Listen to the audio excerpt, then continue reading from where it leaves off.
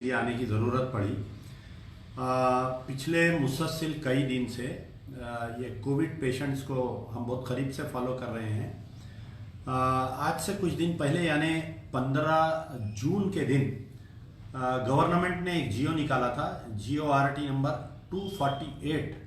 ये जियो निकालते हुए इस जियो में जो है प्राइवेट हॉस्पिटल्स को भी इजाज़त दी गई थी कि कोविड पेशेंट्स को ट्रीट कर सकते और प्राइवेट डायग्नोस्टिक सेंटर्स को परमिशन दिया गया था कि कोविड का टेस्ट कर सकते और प्राइवेट हॉस्पिटल्स को कोविड पेशेंट का टेस्ट कर सकते और आपके इनका इलाज कर सकते बोल के एक प्रिस्क्राइब रूल रखे थे।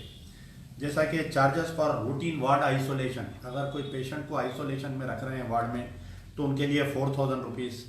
Charges for ICU without ventilator यानी आइसोलेशन में विदाउट वेंटिलेटर के 7500 rupees. Charges for ICU with ventilator यानी वेंटिलेटर के साथ में 9000 रुपये रखे गए थे। और इसमें जो है मुख्तलिफ सैम्पल्स कलेक्ट करने के 2000 रुपये, 2200 रुपये और samples which are collected from home, अगर किसी के घर पे से आके सैंपल करे तो 2800 रुपये। लेकिन ये 15 तारीख को जियो निकला, 14 के दिन ऐलान हुआ, 15 के दिन जियो निकला। 15 तारीख से लेके आज की तारीख तक ये जो ऐसा हो गया कि कारपोरेट हॉस्पिटल्स को जो है लूट मची हुई है। यानी एक उनके लिए एक बेहतरीन मौका है। ह्यूमैनिटेरियन ग्राउंड्स पे कारपोरेट हॉस्पिटल्स पेशेंट्स को नहीं देख रहे हैं, बल्कि ये हो रहा है कि कारपोरेट हॉस्पिटल्स के मौका मिला है जितना चाहे लूटो। आप देख सकते हैं कि जब भी कोई कोविड पेशेंट जब इनिशियल जा रहा है तो उसको पहले 1 लाख रुपए डिपॉजिट करने के लिए बोला जा रहा है। सारे हॉस्पिटल्स पे अगर आप जाएंगे तो आपको पता चलेगा, चाहे आप वो यशोदा हॉस्पिटल जाइए, यशोदा हॉस्पिटल मलकपेट जाइए, आप यशोदा हॉस्पिटल सोमाजीगुड़ा जाइए या यशोदा हॉस्पिटल का और दीगर जितने ब्रांचेस हैं, अपोलो हॉस्पिटल जाइए, आप जुबली हिल जाइए या अपोलो हॉस्पिटल और कहीं जाइए, विरिंची हॉस्पिटल जाइए, आप केयर बंजारा जाइए या हाईटेक सिटी पे केयर का यूनिट है वहाँ पर जाइए, आप मोजमजय मार्केट केयर जाइए, जो भी हॉस्पिटल, एशियन हॉस्पिटल जाइए, कौन से भी हॉस्पिटल जाइए हैदराबाद में या सराउंडिंग्स में, greater Hyderabad municipal corporation limits में, हैदराबाद, साइबराबाद, रच्चाकुंडा में जितने कॉरपोरेट हॉस्पिटल्स को परमिशन दिया गया है टेस्टिंग का, डायग्नोस्टिक सेंटर्स को टेस्टिंग के लिए जो 2200 रुपये प्रिस्क्राइब किया गया है या होम कलेक्शन 2800 रुपये, उसको नहीं माना जा रहा है। 5-5 हज़ार रुपये, 6-6 हज़ार रुपये लिया जा रहा है। दूसरी चीज़ जो है कि जिस मुकाम पर हॉस्पिटल में इलाज के लिए जा रहा है, सबसे पहले 1 लाख रुपए रखने के लिए बोला जा रहा है। जाते ही पहले 1 लाख रुपए डिपॉजिट कर देना। फिर उसके बाद में अगर गवर्नमेंट का आप जियो देखेंगे तो 7 दिन 8 दिन अगर पेशेंट को रखेंगे तो टोटल जो है 70,000 80,000 में पूरा इलाज होने वाला है। लेकिन ये हो रहा कि डिपॉजिट 1 लाख रुपीस और कोविड पेशेंट अगर अच्छा होके बाहर निकला जब तक जो है कम से कम 10 से 12 लाख रुपए, 15 लाख रुपए कारपोरेट हॉस्पिटल्स की बिल की जा रही है।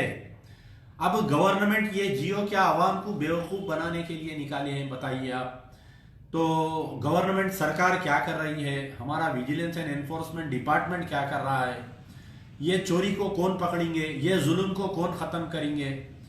कोई इसके अंदर कोई पॉलिटिकल पार्टी जो है आवाज नहीं उठा रही है, कोई भी पॉलिटिकल पार्टी इसमें आवाज नहीं उठा रही है। गौर करिए आप।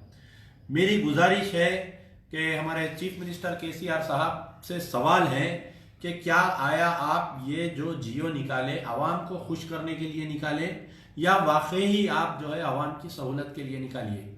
होना तो ये चाहिए था कि आप गवर्नमेंट हॉस्पिटल्स को, गांधी को, नीम्स को, उस्मानिया को, और जो आपका वादा था, जैसा इलेक्शन में वादा करे थे कि 12% रिजर्वेशन देता हूँ बोल के आज की तारीख तक नहीं हुआ, ऐसा जो स्टेडियम को, गच्चीबौली स्टेडियम को यानी 12,000 बेडेड हॉस्पिटल में बनाता हूँ बोल के बोले, आज की तारीख तक नहीं हुआ।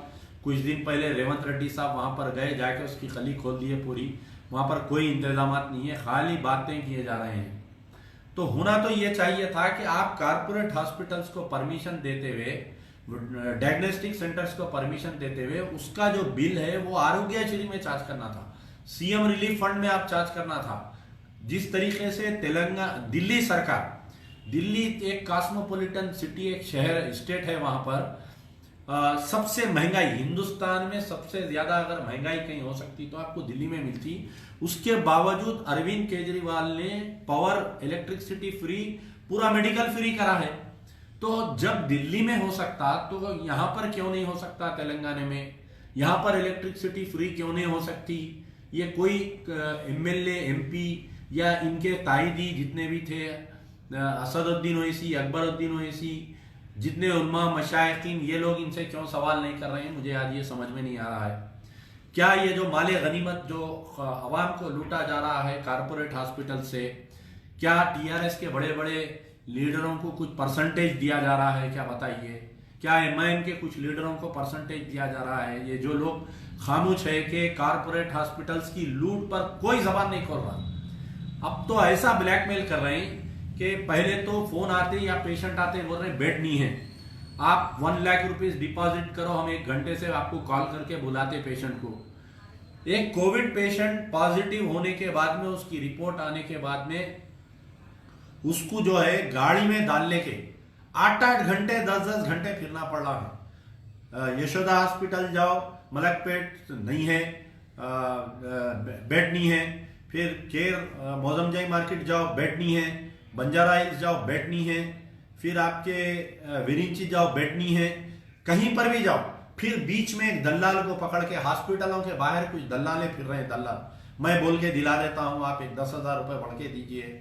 अब आवाम मजबूर है, क्या कर सकती बोलिए? अपने चहीते जो माँ बाप ज़ईफ है, जो बीमार है, उनको इलाज के लिए 5-10 हज़ार रुपए की सूरत नहीं देख रहे हैं। लोग जो है अपने घरे रहन डाल दे रहे हैं, मकानात को रहन डाल के पैसे ला रहे हैं, अपने जेवरात को बेच के अपने लोगों की जान बचाने के लिए कोशिश कर रहे हैं। तो ये कारपोरेट हॉस्पिटल्स की लूट के वक्त चीफ मिनिस्टर साहब क्यों खामोश है? उनके बेटे केटीआर रामाराव साहब क्यों खामोश है?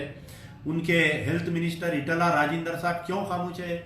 जितने शहर के ग्रेटर हैदराबाद म्युनिसिपल कॉर्पोरेशन में 35 एमएलए है, 35 MLA are there, majority are from the TRS government. Why they are silent? Nobody knows. Why CM is silent? Nobody knows. Why KTR is not implementing this GO on corporate laws?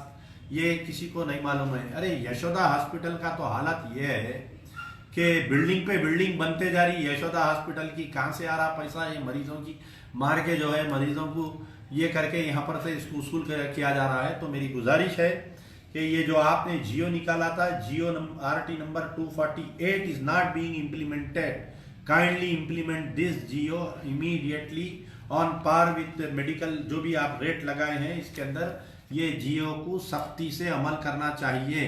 अगर ये जियो अमल नहीं करेंगे तो मजलिस बचाओ तहरीक जो है Telangana high court में ये जियो और जो बिल्स जमा हो रहे हैं, ये जो पेशेंटों के बिल्स, मेरी गुजारिश है जितने भी जने मेरा लाइव देख रहे हैं या जो भी मेरा वीडियो देखेंगे उनसे मेरी गुजारिश है कि जो भी पेशेंट को आप एडमिट करवाएंगे उनकी बिल जमा करिए।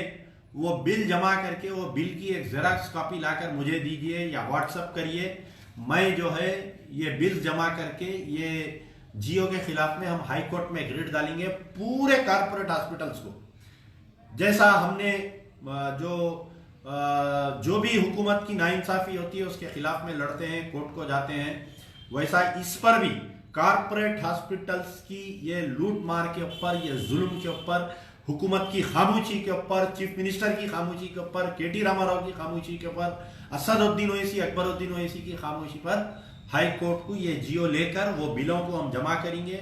बराए करम पूरा पेशेंट डिस्चार्ज होने के बाद में आप जो भी पेमेंट कर रहे हैं वो बिल उठा के रखिए, वो बिल ला के मुझे दीजिए या व्हाट्सअप करिए, जो कर सकते हैं। इंशाल्लाह हम कोशिश करेंगे। शुक्रिया।